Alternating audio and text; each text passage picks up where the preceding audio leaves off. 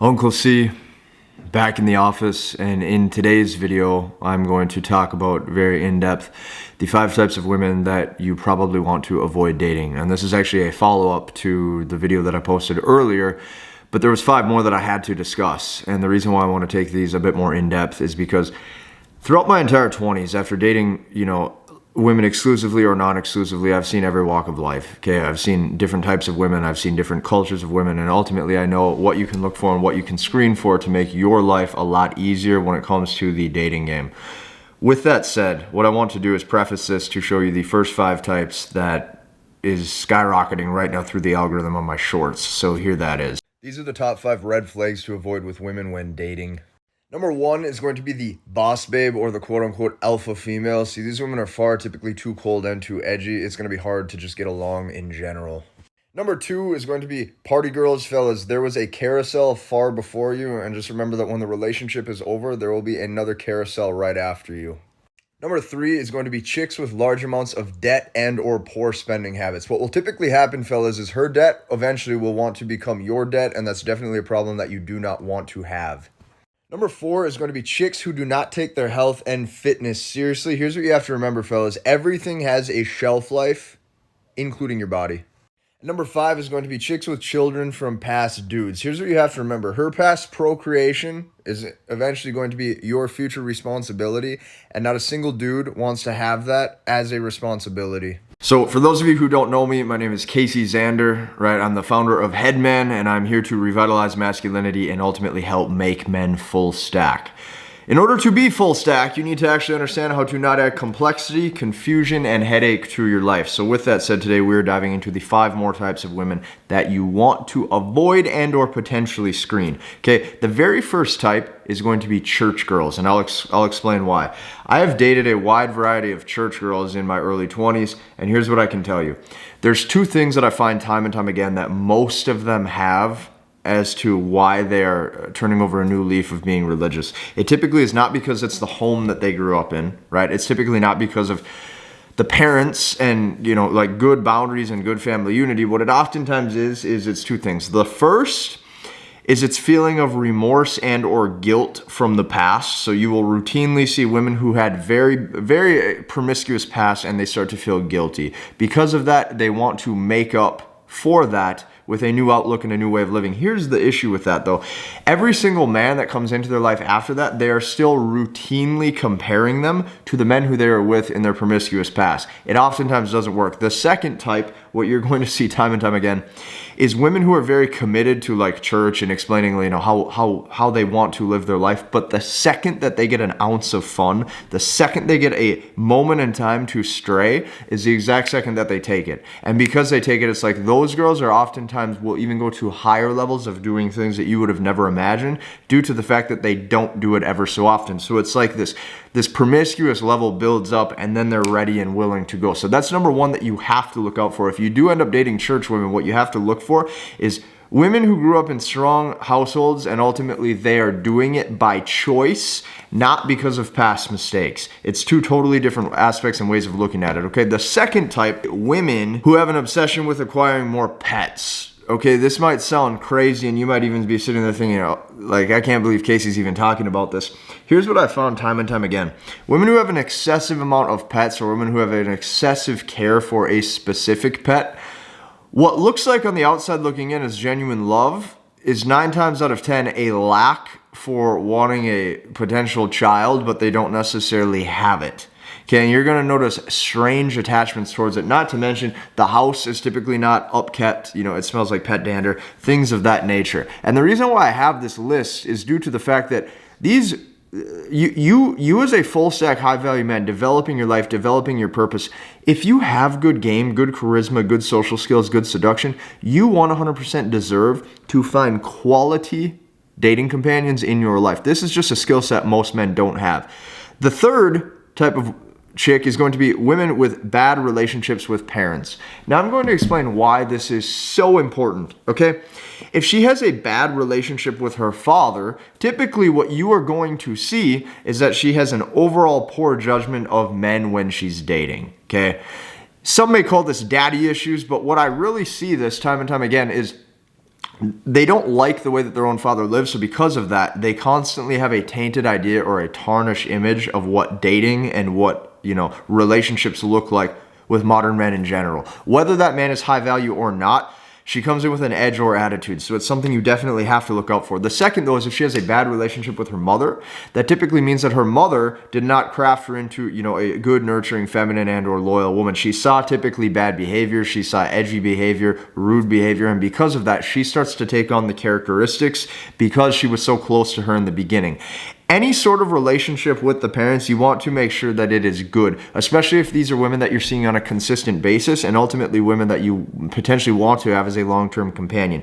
The fourth is women who cannot communicate. So I'm going to give you an example. Men communicate oftentimes logistically through content, the words being spoken. Okay? Women communicate through context, right? The emotions of how the content makes them feel. So it's two completely different language communication patterns. Here's what I can tell you time and time again. Men who do work on themselves due to flirting, due to getting better with speaking, due to getting better with seduction, due to just getting more overall well-adapt to being a stronger, more masculine, ideal, full-stack version of themselves, what you will see, guys like me or even guys like you will oftentimes see men who put in so much work to understand how to flirt, how to communicate with a woman. So even though a guy's natural language is going to be content, words being spoken, strong and sturdy and masculine frame, what does he have to learn? He oftentimes has to learn how to dabble in the polar opposite, the context, the thoughts, feelings, and emotions to ultimately level up a layer of seduction. He has to play both sides. Okay? If he doesn't, he can never actually break through and make the initial interactions and have the initial social skills to actually make valuable connections. So here's what I can tell you. That man knows how to communicate.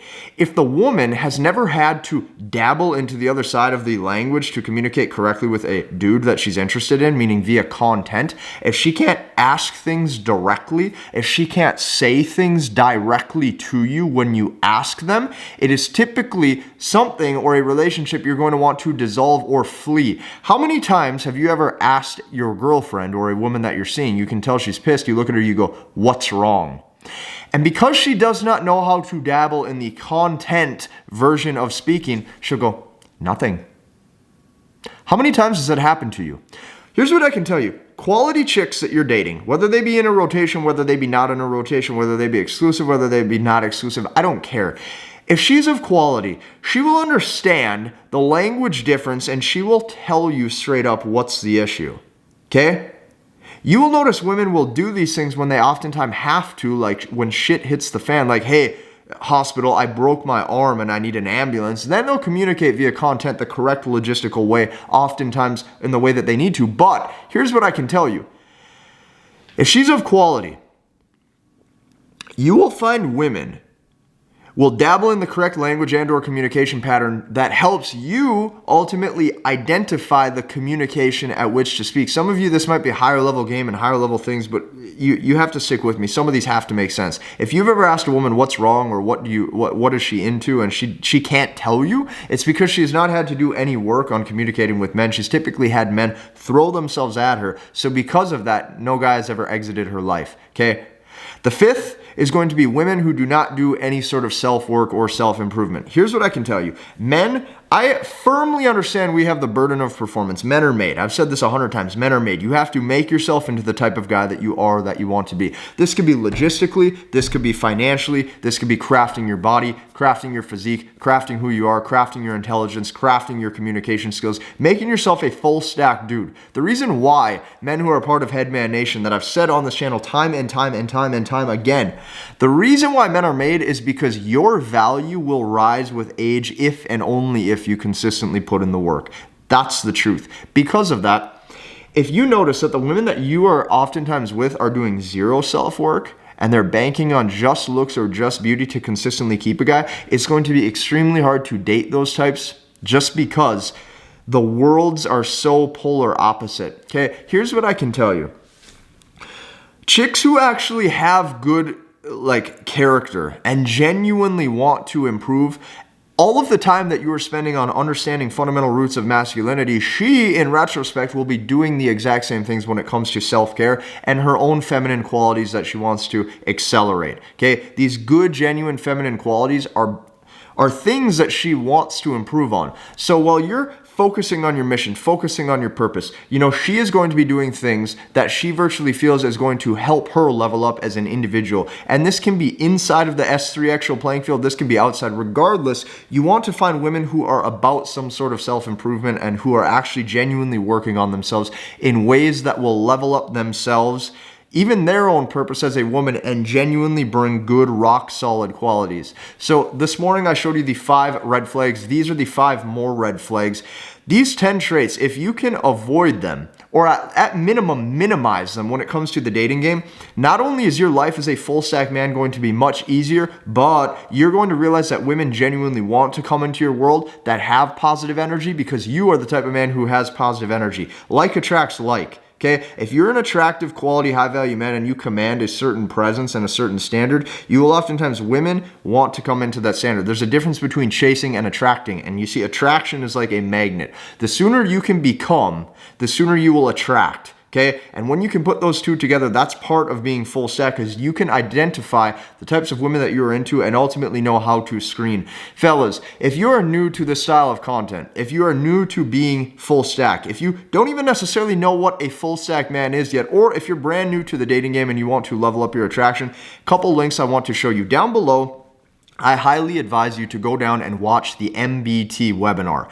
MBT is a proprietary system that we use inside of Headman called Masculine Behavioral Techniques. And these masculine behavioral techniques, I'm going to be showing you a free 4-step process to go from 0 to hero, to basically going from not having any options to being able to attract and keep the types of women that you've always wanted. So that is number 1. Go down and check out that webinar. It is brand new for 2022, and you're going to have our exact process that we've been using through thousands and thousands of men for years now. That's number 1. Number 2, I highly advise you to subscribe to my Headman Nation newsletter. Down below inside of my newsletter, 2 to 3 times per week, my team and I are producing high quality content to make you a man of value, help increase your finances, show you our step-by-step 7 and multi-7-figure business process, and ultimately show you how men are going from having no value to being full stack 1%ers. Those are the 2 links I want to make very apparent towards you. Guys, hit the like button, comment, and subscribe, and we will see you in the next one.